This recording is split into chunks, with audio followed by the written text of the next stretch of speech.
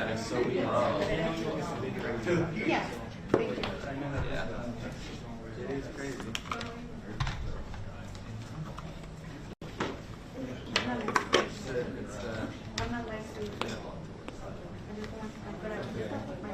I haven't seen videos.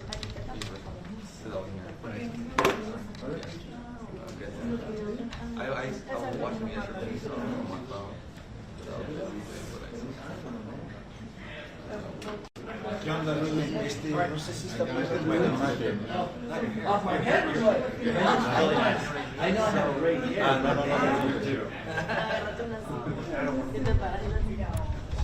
Igual ahorita para revisar que configuración en audio. Yo creo que Carlos solamente lo pone. Sí, está bien. Sí, ¿verdad?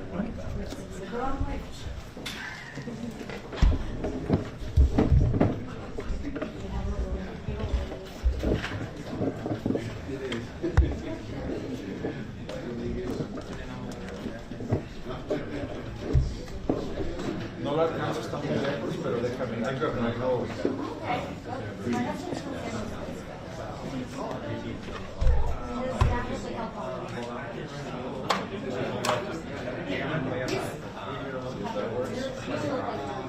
¿Qué tal ahora?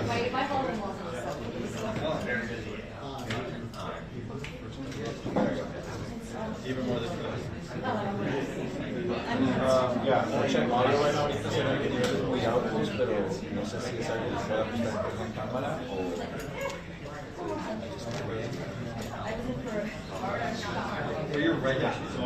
Yeah. Y ahorita que empiece a hablar alguien me avisas, igual ya traigo aquí audífonos conectados.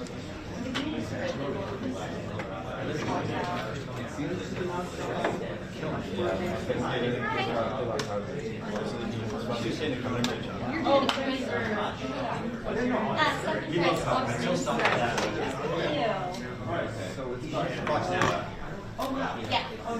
I know. I'm gonna get it. I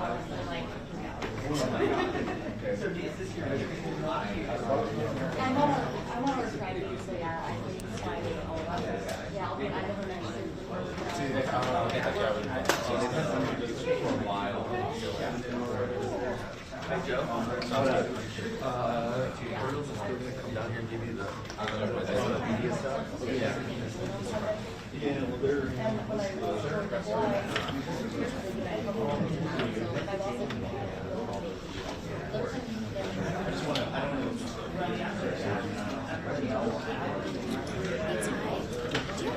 By chance, if they end up giving us copies. Last time they airdropped. Oh, okay. So I would suspect Then they they'll go do back in. something.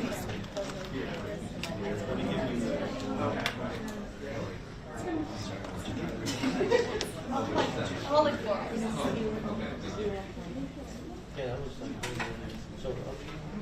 Check 1, 2, check 1.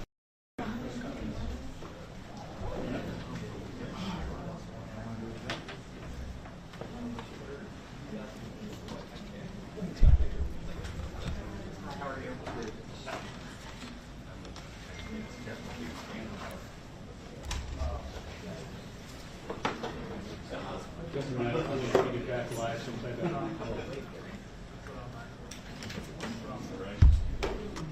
Insurance, whatever.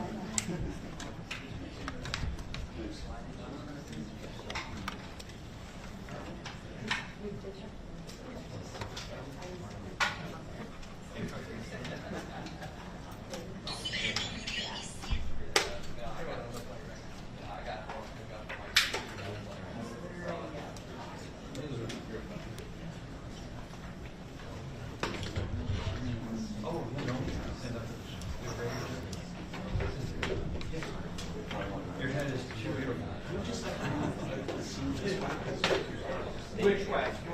Come toward us. Okay. Yeah, okay, sure.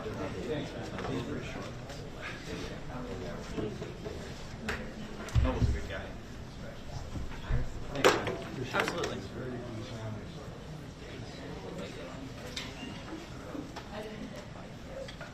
And you want to take him to see? Sure.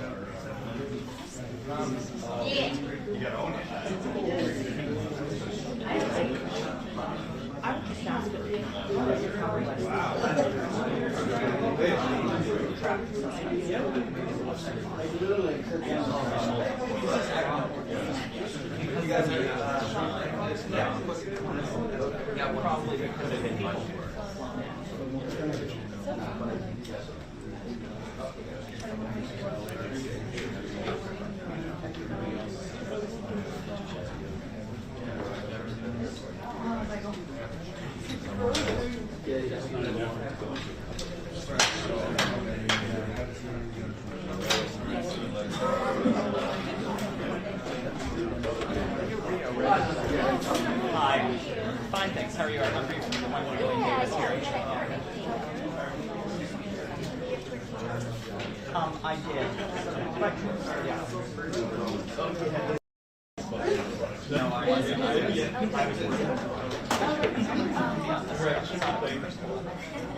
but probably get told out. Yeah.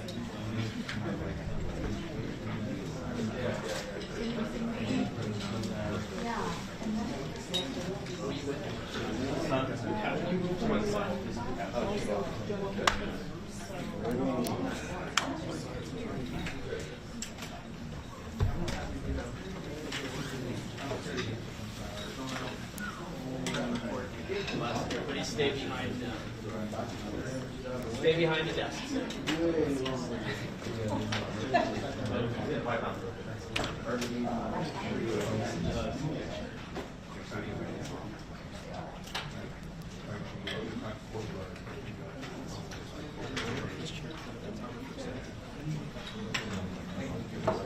Yeah. You guys okay with that?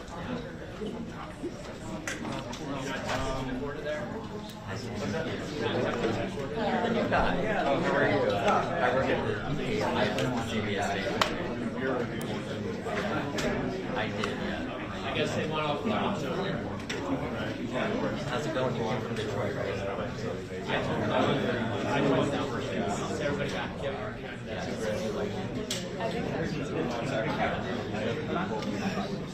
Oh.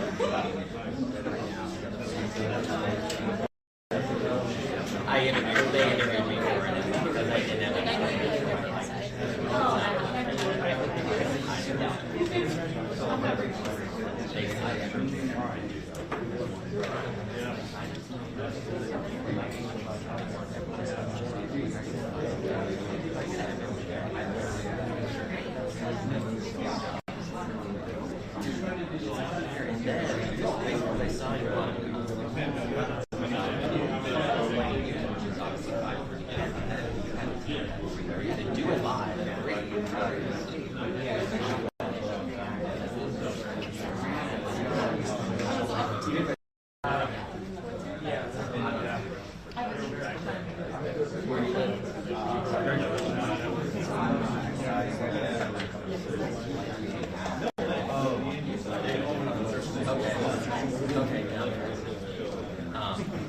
Mic check, guys. Are you guys ready for a mic check? All right. Mic check. 1, 2, 3. This is Carlos. 1, 2, 3. We're good? Keep talking. Keep talking. Okay. Count to 10. 1, 2, 3, 4. Mic check. Okay. We're good? Everybody good? Thumbs? Yeah, I don't think I can talk. Keep, So we're good? Keep doing it, Jay. Keep doing it. Mic check. 1, 2, 3. Mic check. 1, 2, 3, 4, 5, 6. We're good? En español. Okay. 1, 2, 3. You guys ready? Yeah, you could take the paper down now. You guys good? With the white balance? You gonna do the white balance? Hopefully.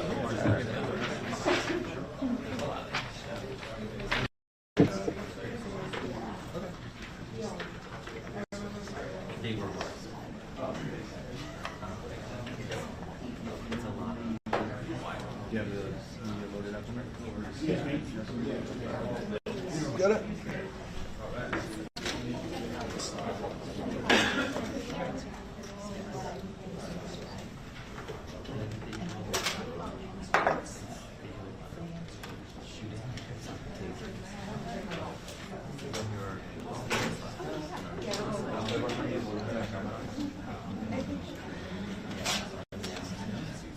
Today is my first day back. Ahorita me conecto al Wi-Fi.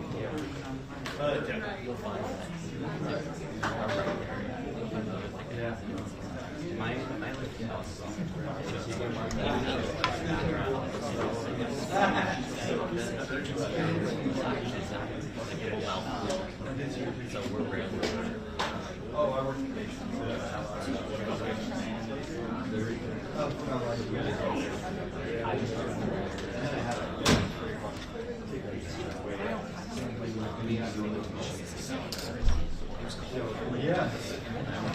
¿Qué onda, Lulu? Oye, lo que me estoy fijando, por ejemplo, ya al final lo quise bajar and it still just sounds saturated even here con el audífono que trae.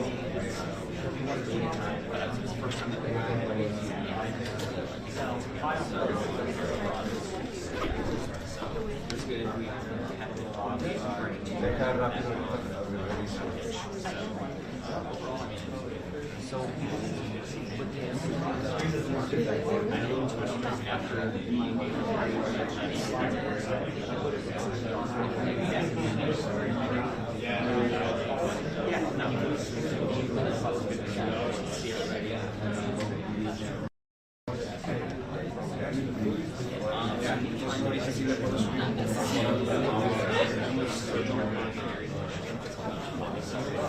Ahorita me está apareciendo I think the big thing. Yeah, that does sound like a little better.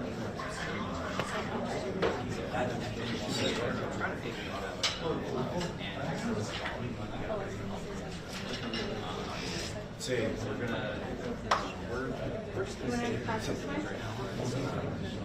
ajá, sí, entonces en vez de line, pero igual.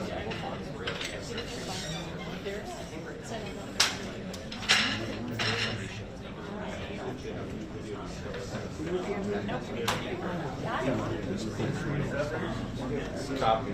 Sale pues, entonces, si quieres,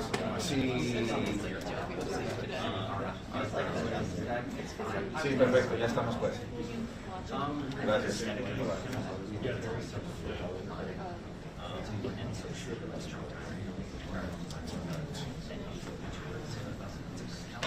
I want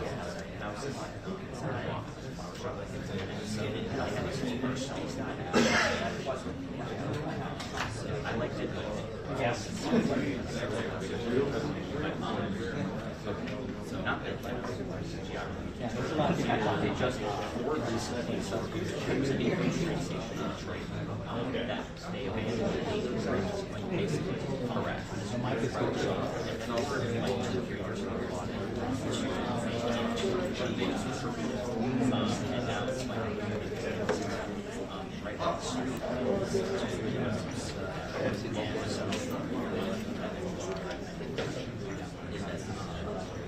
Is that like train station background?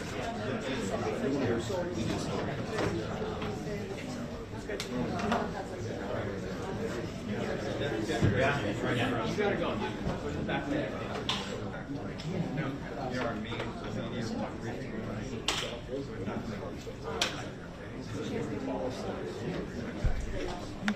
Everyone's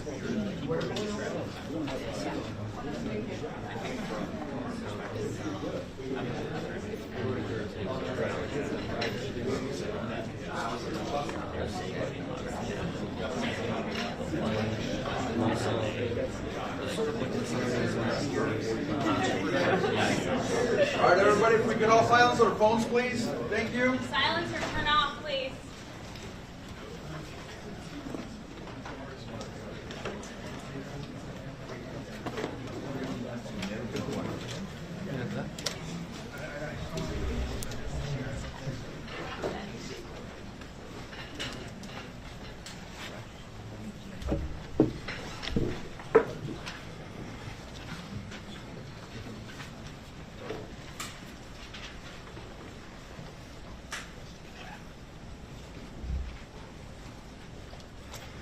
All right, good afternoon, everybody. My name is Kevin McMahill. I'm the sheriff of the Las Vegas Metropolitan Police Department, and we are collectively here this morning to give you an update on the Cybertruck explosion at the Trump Hotel on Las Vegas Boulevard yesterday. Our work never stopped. as many of you went to sleep last night, and I just want to give you an update on a lot of what it is that we found through the processing of the Cybertruck.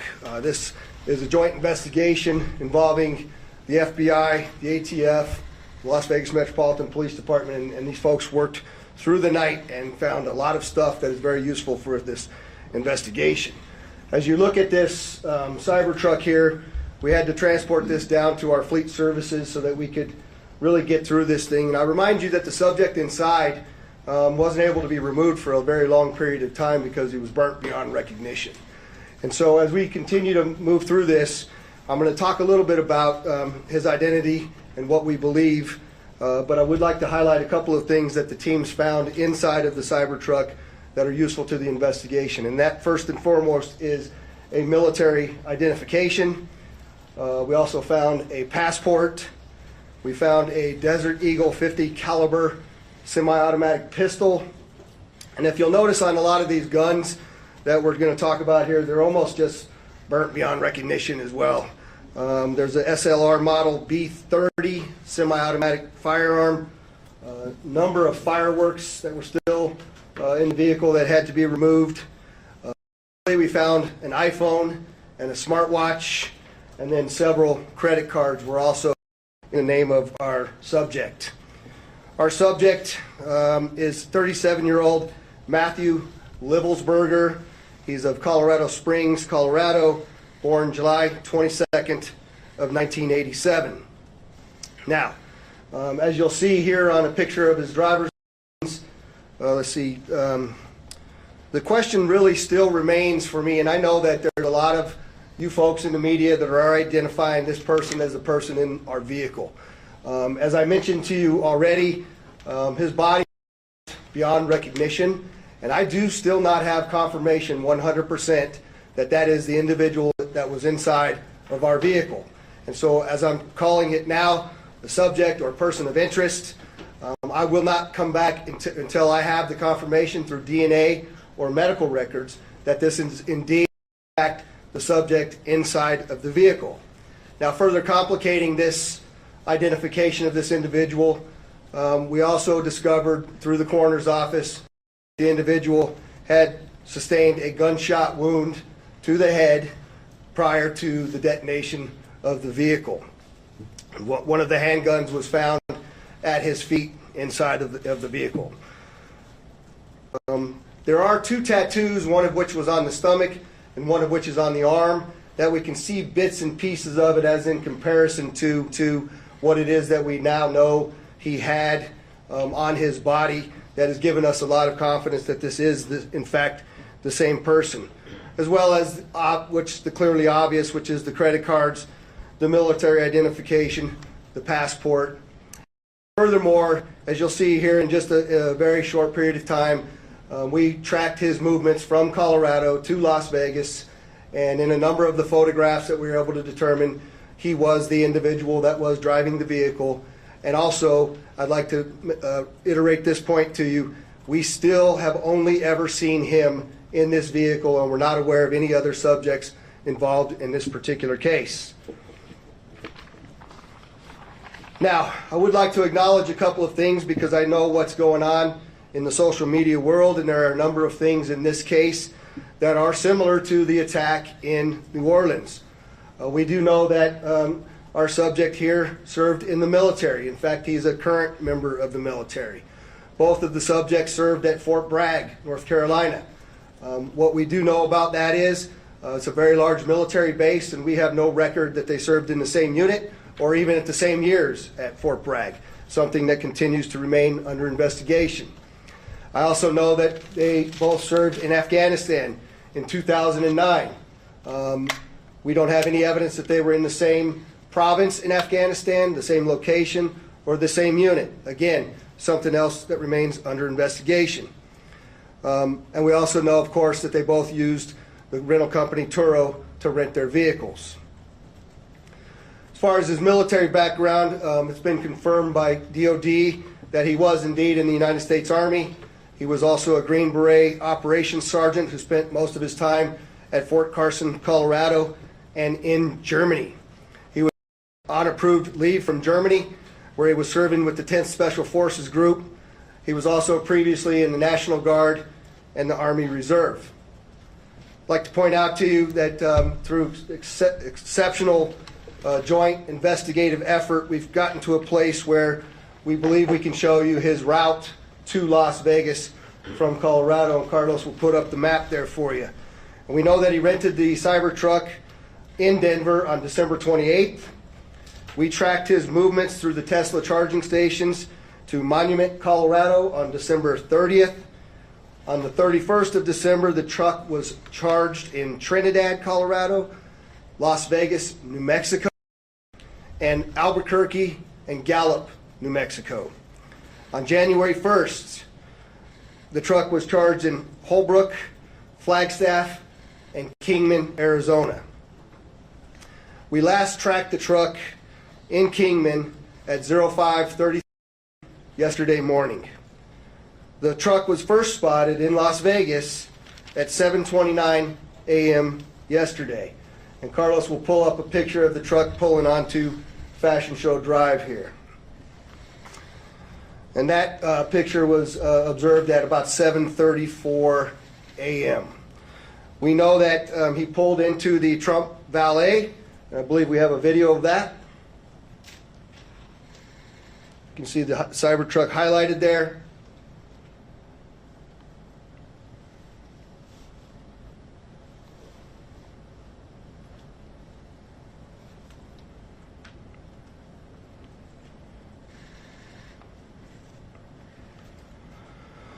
So through extensive surveillance video, we were able to track him leaving there, and we know that he went to several different places along Las Vegas Boulevard, and he spent some time in a parking lot of a business near Flamingo and Las Vegas Boulevard.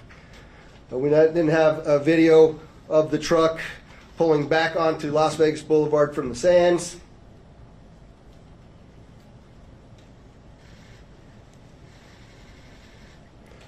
See that there? That's north on the boulevard from Sands at 8:39, where he then immediately heads to the Trump Hotel, pulls into the valet area, and as of course you all know, the explosion occurs within 17 seconds of his arrival at the valet. There's some additional investigative updates that are going to be provided to you by a couple of the other speakers here, the first of which will be our Special Agent in charge of the FBI local office, Spencer Evans. Spencer? Good morning. My name is Spencer Evans. I'm the Special Agent in charge of the FBI's Las Vegas Division. As the Sheriff mentioned, we've been working through the night with our partners, the Las Vegas Metropolitan Police Department and other agencies, to gather all the facts and determine a motive to what was initially reported to the FBI as a bombing incident, to which our Special Agent bomb techs and others responded. Obviously, we're always concerned in these sorts of events to ascertain what the motive is. We understand that's at the forefront of everyone's thoughts. And so looking into exactly what the motivation is remains our #1 priority. This is why the FBI's Joint Terrorism Task Force has been brought into play. The Joint Terrorism Task Force, most important part of that acronym is joint. It is done in concert with our partners, which are comprised of more than a dozen investigative agencies here throughout the state of Nevada. We've been working hand in glove, side by side, tirelessly to determine, is there any ongoing threat to the public, to identify the subject, to determine any potential connection to other events going on in the world, most notably in New Orleans, and then obviously to determine if there's anything else that we need to be tracking down. At this time, as the Sheriff's pointed out, we feel that the subject has been identified, although not conclusively, waiting for DNA evidence on that front. However, we do feel like we have the subject identified, and at this time there is no information about additional subjects that the FBI is tracking on. Our resources, as I mentioned, that have been deployed in support of this event include Special Agent bomb techs, our evidence response team, which is processing crime scenes, side by side with the forensics folks from Las Vegas Metropolitan Police Department, our investigators, our intelligence analysts, and then outside of the FBI Las Vegas field office, we have investigative leads that are being conducted by FBI field offices, both internationally and domestically as well. As always, when the FBI is involved with any sort of case like this, we ask for help for the public. Anyone with information related to this incident, we encourage you to please call 1-800 Call FBI, or you can submit a tip online at tips.fbi.gov. We've already received thousands of tips related to this incident. The challenge that we face moving forward is to separate those that are pertinent and relevant and those that can be verified for those, from those that have not. For example, one of the tips that we received just today relates to information alluding to this subject's personal experiences related to his time and activity in the military. Again, that's unverified and uncorroborated, but one of many tips and leads that we will be following up in the days that come. If you have any additional information, again, encourage everyone, 1-800-CALL-FBI or submit it online, tips.fbi.gov. We will tirelessly work to exhaust all investigative leads and conclusively determine what the nature of this particular incident was, what the motivation was, and to the extent possible, share all that information as we obtain it. I'll now turn some time over to the Assistant Special Agent in charge from the ATF, Kenny Cooper.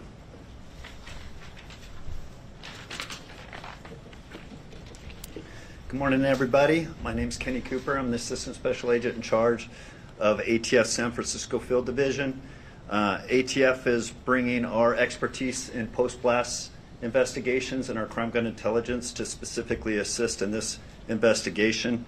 I will tell you that our Special Agent bomb techs are working with FBI and with Las Vegas Metro and sifting through that post-blast debris to find components and investigative leads that will derive from that evidence process. We're too early into that investigation process to give any determination as far as how this device was initiated. I will say that we do know that the components primarily consist of fireworks, mortars, aerial shells, and are all consumer fireworks. Nothing commercial grade has been discovered at this point, and we've identified some fuel enhancers like the Coleman fuel and VP racing fuel and some explosive targets that can be purchased at any sporting goods store. We've also, as the sheriff mentioned, we've identified 2 semi-automatic handguns recovered from the Tesla. We have successfully traced those firearms, and I can tell you that Matthew Livesberg lawfully purchased both of these firearms on December 30th, 2024. We have agents following up those investigative leads. We know exactly where those firearms were purchased, and we will share any developments from those leads as they come in. Thank you.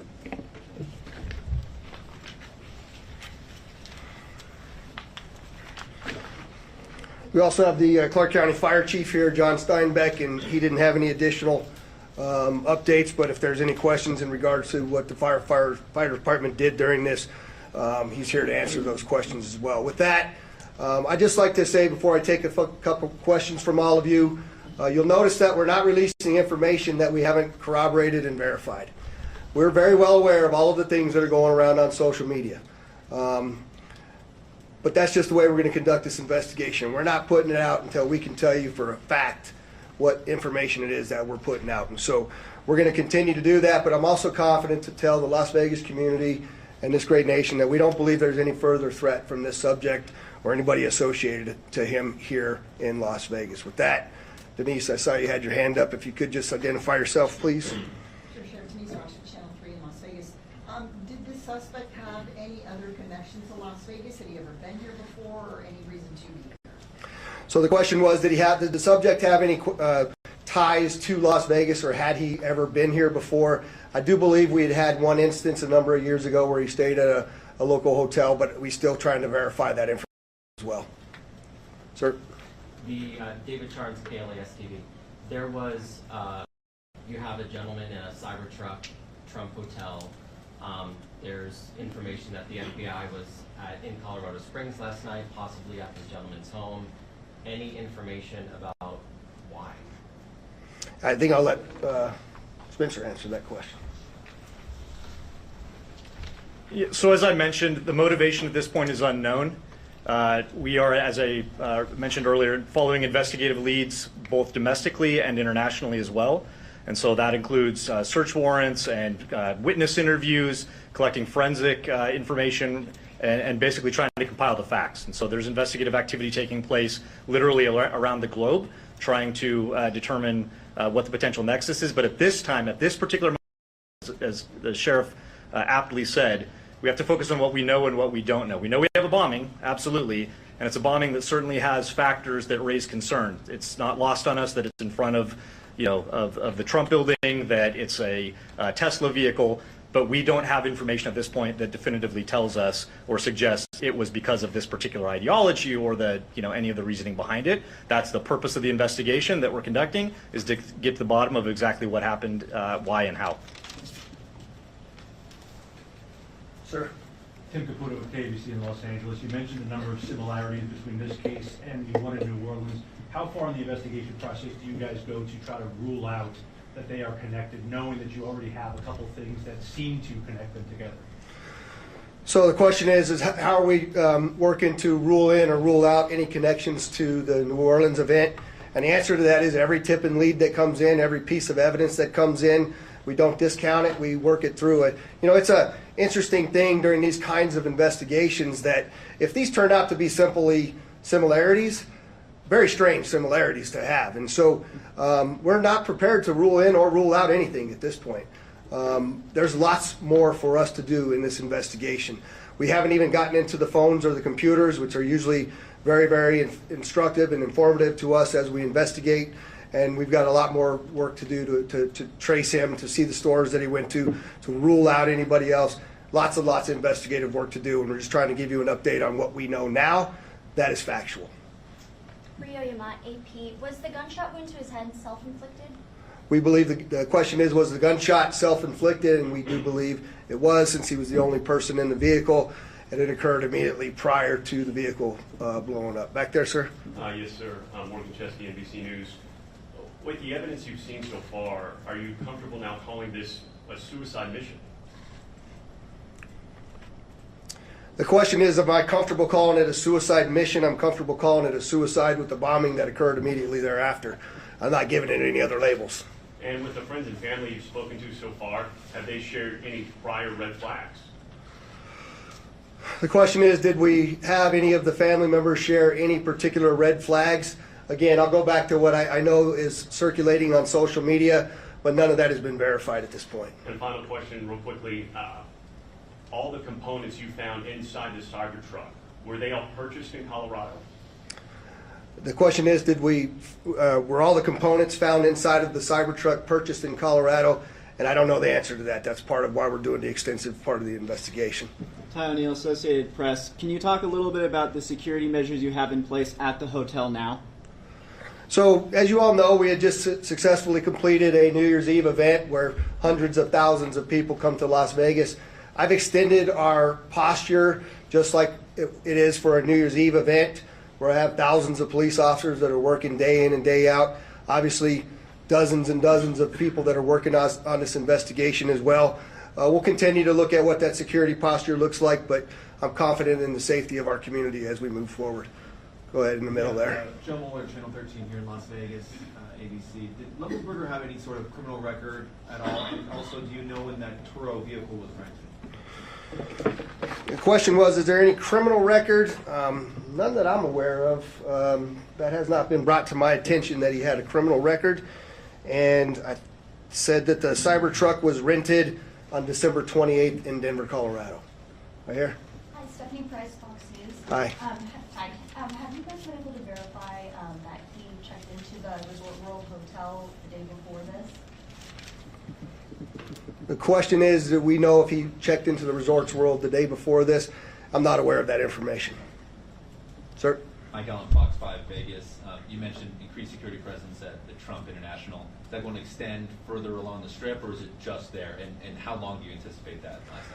The question is generally about the security posture, and that's entirely our entire community, not only Fremont Street and the Strip, but surrounding neighborhoods as well, just to make sure that we have the community feeling that level of safety that they need to feel after an event such as this. Right next to you there. Katie from the Las Vegas Review-Journal. How exactly were you guys able to use the charging stations to track the car's route? The question is, how were we able to use the charging stations to track the vehicle all the way through? And I'm not exactly sure how to answer that question just yet. I know that there's some capability by being able to determine that the car is connected to the charger. One of the things that we're looking for is anybody that may have been at the charging location at the same time. We're looking to try to identify them because their vehicles would have also had cameras that would have taped anybody in and around them. We're trying to get people that may have been in the same locations at the same time that have video on their vehicle that could provide that video to us as well. I'll take two more. Go ahead. Rio Yamat, again, AP. Can you talk about the damage being contained by the Cybertruck itself, and do you think that plays into whether he was aiming to hurt others, or was it a public suicide? Yeah, the question is about the Cybertruck and the lack of damage to the Cybertruck and containing the explosion. Carlos, if you could put that truck back up there, it might be helpful. But you know, you'll see if you look on the outside of that vehicle, it's hard to tell from that photograph, but other than the windows being gone, that's a bit more disassembled than it was at the scene, and the back area being blown off. There's no evidence of physical damage to the sides of that vehicle, and so the explosion that was in that vehicle sort of vented out and up, but it didn't even damage the glass doors at the trunk. So I'm not sure what that means. I also know that there's a number of unexploded pieces of the thing inside of that vehicle, and so I just don't think that it was done as well as he was expecting it to be done. But go ahead. Sofia Rodriguez with Univision Vegas. I was wondering, were you able to recover the video from the Cybertruck, or was that destructive? So the question is, are we able to recover the video from the Cybertruck? And many of you may know that those Cybertrucks contain a tremendous number of cameras. Again, Mr. Musk has sent out a number of his folks that will be arriving here this afternoon with the intent to try to capture the part of that captured all of the video from inside of the truck. Sir? Just quickly, you had mentioned a number of the components in the back of the truck that did not go off.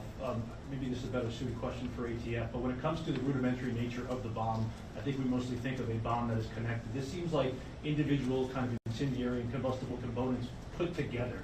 Can you speak to how you think this is a bomb, or was it just several pieces of things that might blow up and might explode that were just lit and gone off at the same time? Yeah, I'll tell you, it does appear that it was, I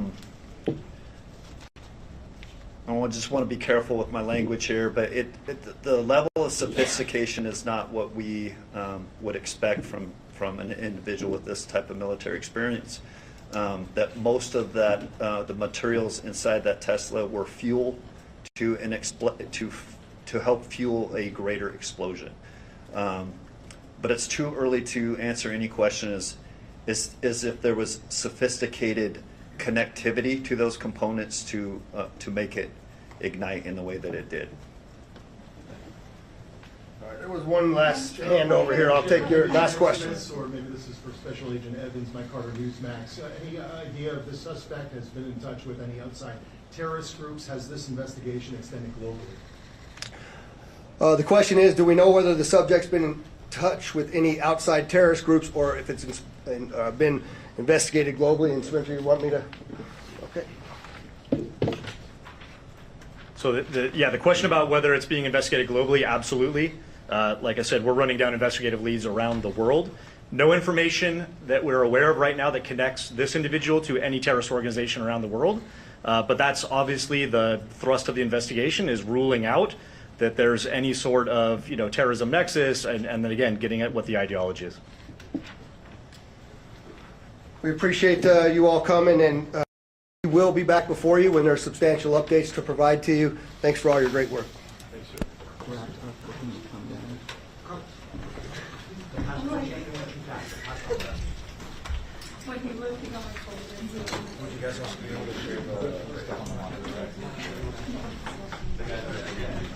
Usually they get them. That's what we did last time.